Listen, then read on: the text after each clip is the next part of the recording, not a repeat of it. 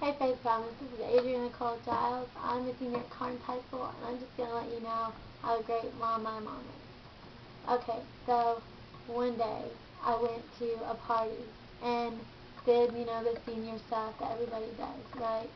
And I drank. Me, I have never hurt my parents. I've always tried to keep them happy, do what kids do. Well, I didn't want to go home drunk, so I just didn't go home at all. So my mom didn't see, hear anything from me till 5 o'clock the next day. And that had to have been hard, to worry where your kid is, if they're in a wreck, something like that. Well, I was so mad at my decision to not go home that I told her I didn't want to come home because, I didn't want to have hurt her. So, I came a few days later and got some of my stuff. I didn't get all of them, like all my stuff, so I got a little upset because I wanted most of my clothes. Well, I waited a week or so and then broke into my house. I broke a window and kicked down a door. While I was in the process of doing this,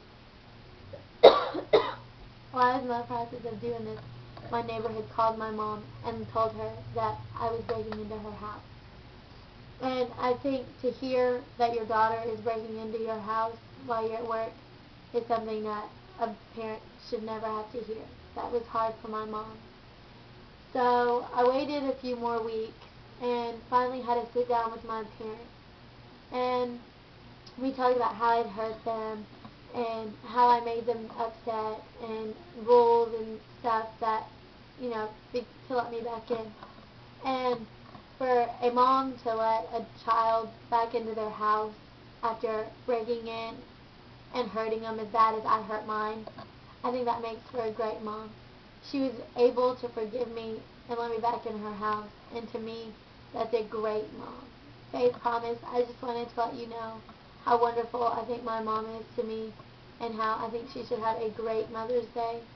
Thank you for listening.